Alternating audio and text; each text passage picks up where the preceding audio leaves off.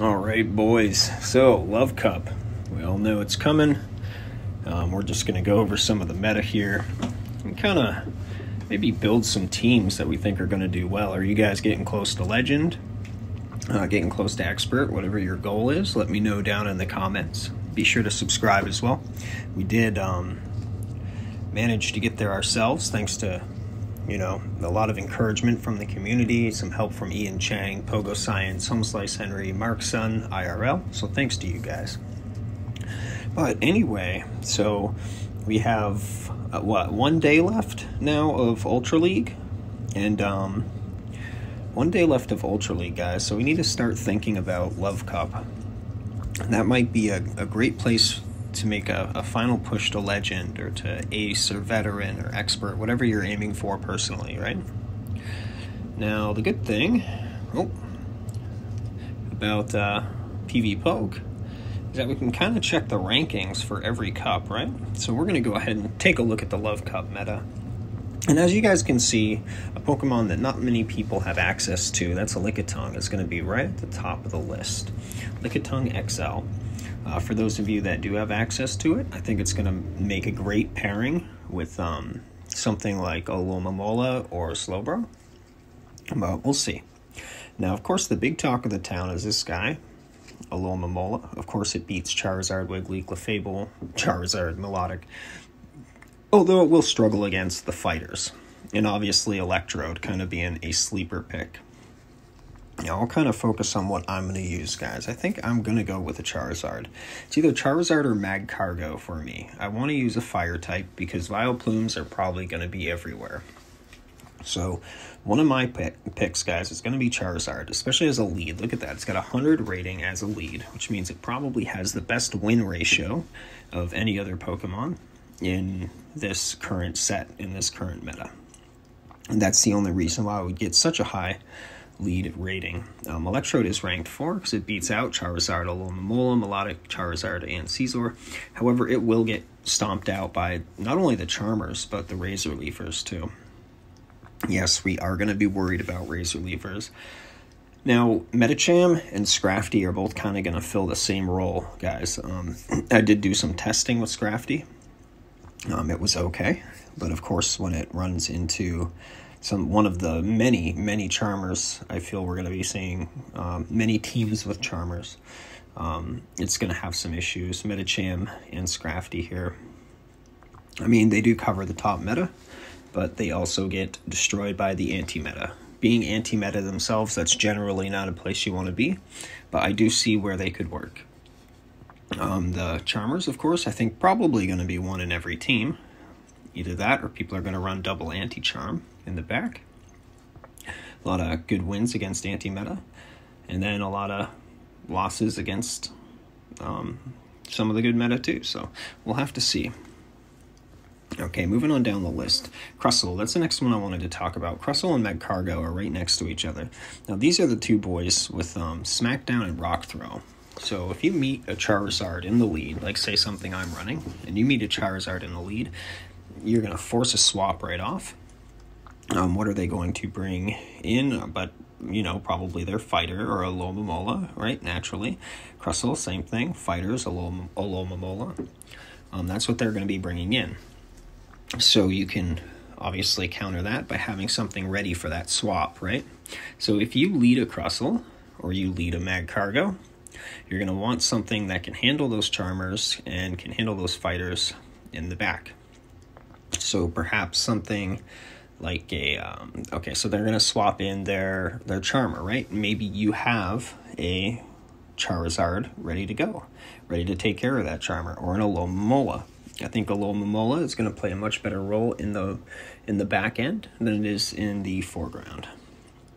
So that's where I think those guys kind of sit. I have a Crustle ready. I may start testing it in Magcargo as well. Slowking and Slowbro, both excellent picks. I personally, even though it's ranked a little lower, I like Slowbro better. With Psychic and Ice Beam, check out the key wins on this guy. We beat Medicham, Alomomola, Melodic, Charizard, and Magcargo. So that gets rid of a lot of the big threats. Of course, you still have a lot of the anti-meta that you have to worry about, but it really does make those matches close. Look at that against Charizard. It's a 509 loss, so it's a good pick. Here we go. Shadow Vileplume. So I have a Vileplume ready to go. I think almost every team should have one just because look at what it covers. It covers all the Charmers and Alomomola. So as long as you can have one in the back ready to go, it's probably going to be a solid option. Maybe even a good lead. I think maybe Slowbro and Vileplume are going to be two very strong choices. Seaking needs to be triple legacy to use it, so I don't want to go over it too much. And it does lose to a good amount of what people are going to be using, the fighters and Alomomola. So Poison Jab, Icy Wind, and Drill Run are all legacy, very expensive Pokemon to make. If you don't have one, I wouldn't bother. Wormadam Trash is very interesting. I think that it's got a lot of play against the anti-meta, and also loses pretty hard to the meta, as you guys can see here. All those Pokemon it loses to are top 6? So it can be an interesting counter swap. Once again, a Pokemon that I would stick in the back, and a very interesting Pokemon that I think that we are going to like to see. And now for Generations... backup pick, my sleeper pick here, okay? I think that Scolipede in the lead is going to be very destructive against most of what people are going to be leading other than the Charizard, right? I mean, look at those wins that Scolipede has, guys. And it can spam moves so fast. It is ridiculous. And even its losses, like if they're in the 500s and 600s, except for obviously regular Charizard, which is a hard counter. Even its losses are made close. But look at its wins.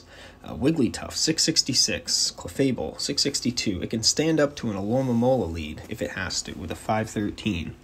So you can get yourself out of that sticky situation if you have like a Crustle or a Magcargo in the back. Vileplume, going to be a big problem for everybody except Scolipede.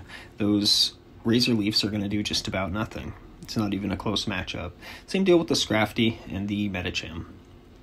So that's going to be my sleeper pick, guys. So let's get into the game here.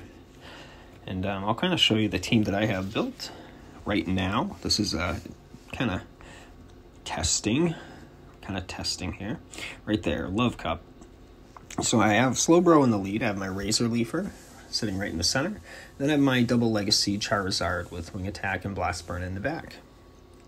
So I have two Pokemon that can handle Alomomola, one being the Slowbro and one being the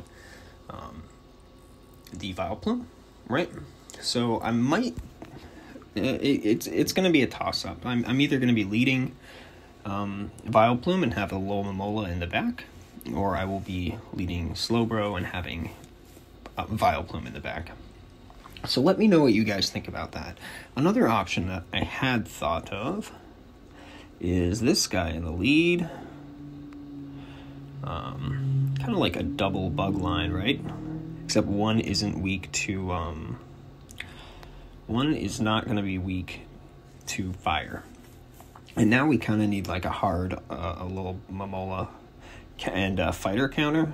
So we... oh, I think you guys can see where I'm going with this. So we pop out one of my Great League Wigglytuffs. Done. There you go. So those are two lines, guys, that I think are going to have a ton of play. Let me know what you think of them. Once again, let me know what your line is going to be. And we will get some more content videos out here for you guys. Make sure to like, comment, and subscribe. I will answer your questions down in the comments, and I will talk to you guys later. Generation out.